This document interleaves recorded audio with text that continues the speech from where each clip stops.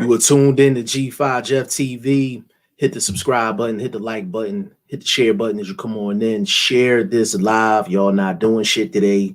Share this live. I got my bro in the building right now. Just got a body this past Saturday in his debut. Robert Calvin. What's going on, bro? Man, G5, how you feeling today, man?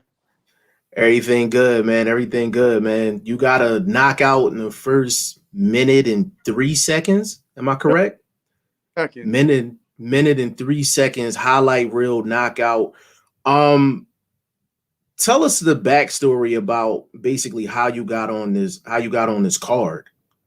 Man, getting on this card. To be honest, I owe it all to Pat Pena, man. Pat Pena and Brandon B. I struggled for a minute trying to get on the card out here. You know, it was just and getting into the business side of it. The reason it was hard getting the fight out here is because being in Iowa, I didn't have much of a fan base out here, so a lot of it was hesitation on giving me a fight just because of that fact alone.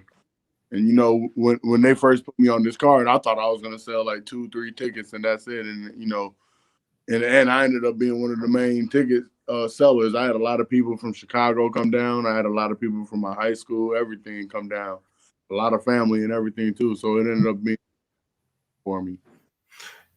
And you know, the thing that's crazy for the people that don't know, Robert Calvin and I did an interview months back, and this was like right in the middle of COVID. And we were debating on there whether you should stay amateur or go pro. So it's crazy how things actually worked out. Now I know you shouted out Brandon B. Big shout out to Brandon B. Pat Pena. Was there anybody else that helped out in terms of getting you on this card? Yeah, man. Chino. It was mainly Chino and Pat. Chino and Pat, because Brandon was telling me himself. He said the main reason he when I worked for me, basically, spoke up for me, is because he said Pat had reached out to him and was like, man, can you please help him get a fight? You know, he's been trying for a while. He's been training hard, everything. He's just trying to get him a fight. Right. Now, actually going into the fight, I know I know it was only a minute and 3 seconds, but my bro BoxingFirst Vlog, he said he watched the fight and he said he seen you kind of do this leaping shot, this leaping body shot. Is that something that you worked on, or is it because you was facing a taller fighter? It is something we worked on. Me and D-Mac, like, you know, all my exclusive has been exclusively with D-Mac. All my training has been with D-Mac exclusively. And we work on a lot of things. And like I said, like I was telling you before this interview, I was looking for the body shot. That was my plan to get him out of there, you know, everything. Because before, I went through like 8 guys before this dude took the fight. It was like, okay, we're setting up this dude. Oh, okay, he doesn't want to do it. All right, let's get another dude. He don't want to do it. Right. This dude. The last dude that they chose for me was gonna be Jade Ely. I was supposed to fight Jade Ely, but I was looking at him. Dude went missing last month in an altered state of mind. So I hit up Brandon. I was like, hey, dude, too, because you know he was in an altered state of mind on the news going missing a month ago. So as soon as I told Brandon out that dude, and then we ended up being able to stick with Bazooka, Joseph Boris. Joseph Boris. His nickname was Bazooka, but that's what we were able to get to stick to the fight. And, you know, I'm glad it turned out to be a good fight. At least for me. It looked like it was a lot of people in there too, man. It looked like it was rocking. How was the crowd? It was nice, man. It was love. Like I said, I had a lot of people there. You know, back when I used to coach in Chicago, you know, I had some of my fighters I used to coach back then come out and support me. So that's love. That's love. I seen Donovan Dennis was getting some announcement action in Yeah, there too. yeah, That's the yeah. I'm waiting to. It's supposed to be on MediaCom 22. I think they said this Thursday and Friday, and I'm waiting on that because I can see all the little clips and everything, but I don't get the real perspective of the fight until I see it myself like that. man, I seen so much emotion from you after you got the win, man. Like, did it feel like the world was just lifted off your shoulders, just going from, the amateurs and everything? Yeah, it felt like a big relief because I've been with the build up for me wanting to be pro and everything, and with the me getting older and stuff, I was pushing trying to get pro. I was pushing for it really bad, and then like I'm not gonna lie, before the fight, I was nervous. I don't know why I was nervous. Like I was like extremely nervous. Couldn't feel my legs or nothing, but I don't know why. I knew I could beat the dude. I was just nervous. And then when we got to the fight, and then like I think when my nerves went away is when I was walking to the ring. Man, I went to the ring. I had about 20 people around me: Chino, D-Mac, Fred, Two Face. I had everybody walking up to the ring with me, and bro, it just took everything away. And if Wow. I'll tell you, bro, I didn't have to talk shit. Chino did all the shit talking for me. I was warming up. I didn't have to say nothing to do. Yo, Chino probably one of the best shit talkers I've heard. And I'm from Philly, so that's saying a lot. Chino, you ain't got to worry about it. Chino always got his confidence, and that's what made me feel good because, man, it's just, when you got someone on your team like that, it's good. Yeah, for sure. Well, and I ain't gonna be. I'm not the type of person that shit talking, all that. But and when they get in the ring, I'm gonna bring it. I'm gonna let you see what the hell I got to talk about. Right. I got somebody in the chat. They said, do you think it'll be easy for you to make your next fight? Yeah, yeah. My next fight is already set up for June 5th. Ooh. Same place. I'm guessing. I don't know the whole event, how the event set up, but they said they already got me put on for June 5th. Working on to pick another opponent, man. I'm dig a grave. I'm finna get him out of there. Right.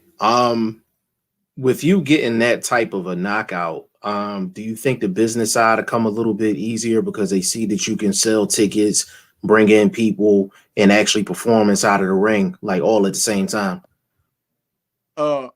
Honestly, I think it's gonna get a little easier because I was looking on BoxRec, and from that one fight alone, I got half a star. Which I seen That's some. that's not easy. Yeah, that's not the lie. I seen people get some. It take them a couple fights to get a half a star, and I was just looking to check to see, the update of the win and see up a knockout and everything, and I saw the half a star. I was like, wow, that surprised me. Yeah. Was it any pressure on you going into this fight, knowing you have some family in Iowa that is doing their thing in boxing? Cruz, Hitman, Stewart, T Woods, guys like that. How big of a help have they been in you preparing for your debut? Uh, More than anything, they just been someone to look up to. Seeing them chase their career and seeing them basically get what they deserve. So it's been something to look up to. Just I'm like, man, I know I'm just as good. I can do the same work as them. So it just helps me get the nerves out and everything. Just get to this win, man. Yeah, the fact that they put you on for June 5th pretty much immediately after the fight, I think it says a lot. It says a lot because, when you go into a fight and you don't perform, the promoter is not going to make you a high priority. Right. So the fact that you were basically immediately put on, you probably got one of the first 4 slots Right. on that June 5th card. And big shout out to Brandon B and all of them too. They definitely working in this COVID era. You definitely got to salute that because they're putting on cards on a consistent basis. Right now, for sure. Yeah, it's absolutely crazy. We got another question in the chat. They said if you could basically compare your style to anyone, who would you compare it to? Roy Jones. Roy Jones, that's my idol. Yeah, that leaping body shot. Yeah. I must have seen like 5 comments on Facebook talking about the gazelle hook. Yeah, yeah. How much taller was your opponent? How much? How much taller was your opponent? I think he was like 6'2". On BoxRec, they had him at 6'2", so that put him like 3-4 inches above me because I'm only 5'11". Right. So when you're fighting a guy that's and here's the crazy thing is, even though he was 6'2", when we did our reach, we had the same exact reach. yeah, so the height doesn't matter at that point. Yeah, it Height didn't. don't matter at that point. Somebody in the chat said put your picture on BoxRec so they can see your face. Yeah, I don't even know how they do. We'll talk afterwards. We got to get that together. But when you facing a taller fighter, does that change your strategy any compared to fighting somebody shorter than you, or like does your strategy stay the same? I mean, for the most part, it's kind of the same, just at a different aspect. Because when I fight people shorter than me, I know it's better to box on the outside, but I'm able to turn up on someone shorter than me. Usually, I'm more comfortable. Right. With someone taller than me, I have to box like that. I have to stay inside. I got to crowd your punches or something. I got to steal your punches away from you. So that's my game plan. Is if you're taller than me, I'm either going straight for the counters or, I'm doing what I can to work my way inside. Right. And trying to work your way inside, do you more so do you work from the body up, body, chest, and then work your way up to the head? Was that the game plan going in? My game plan was work everything off the jab. Come off the jab, and then basically, like you seen, just try to be slick, and I was trying to work into that body. And you see, right when I knocked him out, right before that, I threw a body shot. I could tell you my thought process when I knocked him out because I remember it. I was planning on going. I was trying to set up going into the body and then coming with the hook on top. Okay. But he threw a jab, and when he threw his jab, I literally just slipped and came with the counter off reaction. And that's the thing, when I knocked him out, it wasn't expected. Like I was just boxing. I was just doing what the hell I've been training to do. I didn't that hard. Yeah. Did you notice him backing straight up with his chin in the air? Yeah, I heard DJ saying it too. Yeah, it was very clear that he was doing that. And you see somebody do it once or twice, you're like, all right, maybe it was just once or twice, but it was a habit. And watching all the videos after the fight, all you hear is the crowd saying, "Oh, he's scared. He's scared." You like everyone else picked up on that too. Yeah, yeah. So he didn't do a good job of hiding it. But we got another question. My boy BoxingFirst Vlog, he asked, would you have preferred a longer fight in your first fight, or you really didn't care? I was trying to get him out of there. I could have went 4 rounds because I've been training my ass off, and I made weight. I was underweight actually. The weight we fought at was at 169.5. Yeah, big shout out to D-Mac for that as well. I know D-Mac played a big part. Got me ready, and I can't even express how ready I was for this fight. Wow. I felt like I was training for a tournament amateur. I was so ready for that fight. Right. Now, speaking of your amateur days, I know you had some I know we discussed this before, but for the people that don't know, you had some history with Philly. You got some history with my city. Can you explain to people some of your history here in Philly in terms of boxing? All right. Well, when I was training for the 2019 Iowa Golden Gloves, I had some people that were managing me at the time for amateur, and they were related to Rasheem Jefferson. Sent me out there. I stayed with Rail for about 2 months, and I went through hell for 2 months. When I tell you, man, right? Like the first week sparring, man, I must have pulled something. I'm talking about all this up in here turned black. Like this shit, and Rail was like, Well, you either gonna let it take you out or you're gonna learn how to fight with it. Mm. That's Philly for you. That's Philly shit. Hey, he said, hey, he said, we don't do no bitch shit.